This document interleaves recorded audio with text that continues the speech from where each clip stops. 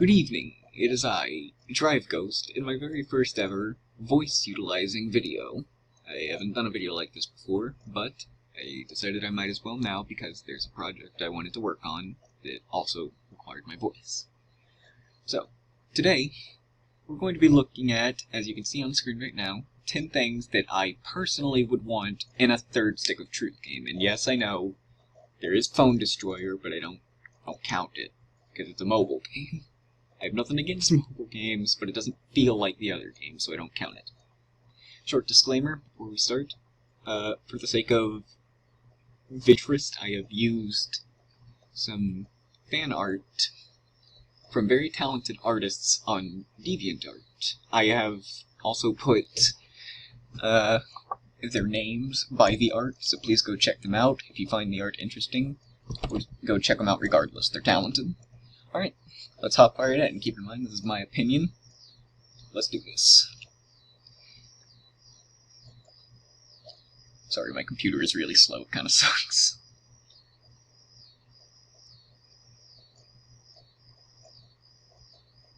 I apologize, I'm just stupid. I had to click. Alright, number 10. This is in no particular order, by the way, of importance.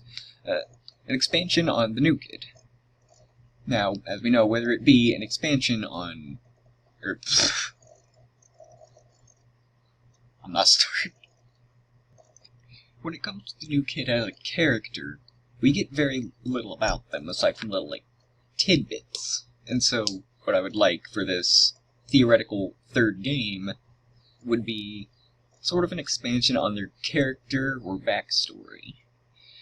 So, we already know, thanks to The Fractured But Whole, a lot about their backstory, but we don't really know why, if there is a reason, the New Kid is so talented in many different fields, be it combat or crafting, they could just have a high IQ. But also, I feel like something interesting could be made as a back. You could say it's another side effect of that medicine they use on him. Or it could be something traumatic. You never know. It's ours by Lol the Ultimate on DeviantArt. Number 9, Playable Characters. Now, we all know that Stick of Truth's roster, it was pretty good, but it wasn't that great. You know, there were a lot of characters you didn't get to play as. Excuse me. That was expanded upon in The Fractured But Whole. You got a lot more characters to play as. But I feel like there are some popular South Park characters they could have utilized. Characters such as Heidi, Shelly Marsh. There are some interesting characters they could have used. Well, they probably didn't, because, well, The Fractured But Whole focused on the superhero aspect. And a lot of the characters that they could have used simply didn't have superhero or supervillain personas, and they probably didn't want to just make them up. But I feel like, alright, let's say, judging from the kind of cliffhanger implication of The Fractured But Whole, that this game follows the theme of supervillains rather than superheroes. And going along with that, they didn't have that many villains to begin with, so this would give them the opportunity to utilize more South Park characters as villains. I'm not going to name any extra names. Alright, art by Kaone21 on DeviantArt. Gameplay. This one hits close to home for me. And now, The Fractured But Whole's combat system was certainly innovative and ambitious, and it was definitely satisfying, knocking people around, you know, all those cool effects. But I'm a huge fan of the original RPG style that they used in Stick of Truth. I really like it. It still leaves room for strategy, but it doesn't get overly complicated. And personally, I miss being able to use an item every turn without losing your actions. I understand that was pretty powerful in the last game, but that's because the game wasn't really that hard to begin with. Whereas The Fractured But Whole was really difficult. Like, when you get to not even the highest difficulty, a lot of, even just at the mid difficulty, a lot of bosses can be pretty difficult for new-time players. And I feel like being able to use items could help that, as well as not having to strategize quite as much. Now don't get me wrong, there's nothing wrong with the Fractured But Whole style of combat. I just think that it was a little bit... Okay, yeah, there was nothing wrong with it, I just don't prefer it. Let's just be honest, this is all my opinion. There's nothing technical about this. Oh crap, sorry. Art by Sav8197 on DeviantArt. Classes. For this one, there's not really anything to sort of fix. We'll get into some stuff related to it later. But, assuming that this game follows the villain theme that we previously mentioned, I would like for the classes to be suited for villains, like maybe evil genius, mutant, slasher, gang leader, mobster, whatever. Other than more towards their specific role, like support classes are more geared towards supporting allies, and combat classes are more just throwing hands and launching powers. Alright, art by Sunshine Boy on DeviantArt. A relationship system. This one's a big one. On a previous channel that I will not name, I actually made a list about things I wanted in the Fractured But Whole, and this was one of the things I suggested, just in a different way. During the Stick of Truth, you may know that there's this blonde girl that has a chance to comment that the new kid is so cute. Forgive my terrible impression. And this made me hope that the Fractured But Whole would have the option for a relationship system. And nowadays, I think of it more like you could boost your friendship with your allies, kind of like in Persona. You know, the closer you get to them, the more powerful they and you become.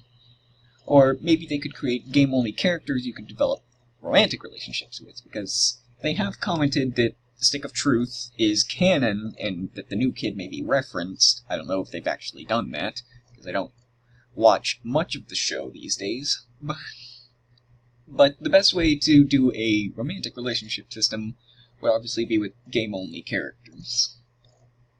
And this art is also by Lal the Ultimate on DeviantArt. Number 5, a branching story. For those who remember, in Stick of Truth, you did have the option to choose between the Kingdom of Koopa Keep, yes, I refuse to say the acronym, just on principle, or the Elf Kingdom. This was very interesting and opened up more quests and, 3 new allies. But in the end, it didn't really have that much impact on the story. It went the same way, ended the same way. It had honestly very little impact aside from an achievement. So I believe the third game should have a small handful of endings, maybe like 3 or 4, and different paths to take, so that they get more interesting and you feel like you have more control over the new kid's story. Going with the villain theme, there could be like Town Domination, where you rule the town/world, a redemption ending where you go back to the hero's side and redeem yourself, or maybe an anti-hero ending where you go kind of between and decide to just do your own thing without the guys. And this art is by Kel Casual on DeviantArt. Number 4, multiclassing and specialization classing. Don't know if that's the term, that's what I'm going with. The Fractured But Whole introduced the multi-class aspect usually found in fantasy and RPG games like, Dungeons & Dragons, which it is inspired by, I believe. And it did it in a good way, in my opinion, where you periodically unlock more classes, then eventually you get them all. But, I'd like to have the option to go narrow rather than broad. So essentially, if you don't want to, you don't have to take on new classes. You can just enhance your current class to unlock more abilities or make your current abilities even more powerful. I just think this would... Because, not everyone's gonna want to multi-class. Some people might just want to stay in, like, one specific field. Anyway, so, this art is by Chester Palm on DeviantArt. Number 3, the leveling system. No. I'm a fan of games like Skyrim and Fallout. Not the Soul series that I've listed here, but I like to take inspiration from their leveling systems. So there will be the traditional leveling system where, you fight enemies, you get EXP, you level up, and you become generally more powerful. And then with the, titles that they had in the, forgive my stuttering, in the Fractured But Whole. Is it paused right now? Is it fucking paused? It wasn't paused. The leveling system, where was I? Right. The secondary leveling system would be sort of a milestone thing, where when you complete feats or achievement, you can gain access to new classes or level up the classes you currently have and your equipment that you have, like artifacts or maybe gear, armor, weapons. I'd also like to have leveled enemies that appear in games like Skyrim and Fallout, where the stronger you get, you can encounter stronger variants. Like, maybe you start out fighting thugs, and then as you level up, they become like, hardened thugs? Or like some stronger variations can appear when you engage them in combat. That way it keeps the combat more interesting, and you're not just constantly bulldozing your way through weak enemies and getting bored. This art is by Blue Wolf Artista on DeviantArt.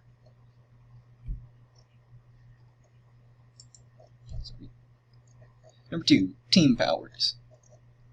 This has inspiration from two things. The first is the team ultimate between Super Craig and Wonder Tweak, and also because this interaction between Toolshed and Human Kite, where Toolshed mentions crossing lasers, referring to Human Kite's laser eyes and his laser drills. So that made me think, what if by fulfilling certain conditions, you can unleash these super powerful all-out attacks that the new kid can perform with allies, or allies can perform with each other? It's kind of like an ultimate attack, but involving multiple of them. So like imagine the new kid combines his power with Professor Chaos to make this gigantic blast or something, or he enhances his Hammer of Chaos. Now, these would probably be really powerful and need specific conditions to fulfill. But I imagine they'd have to be worth the while. Imagine like in Blue Dragon those corporeal attacks, if you know that game. This art is by Galaxy Acero on DeviantArt. And lastly, bases.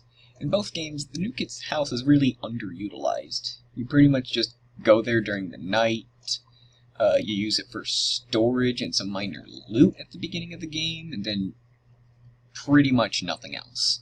It would be fun if you could go around town and like complete missions to get some objects, decorations, activities, maybe training equipment or shops that you can use to decorate the unused basement. I think that would be a fun idea, and it would give some incentive to actually explore the town other than just finding some loot to try and enhance yourself. This art is by, I'm sorry if I...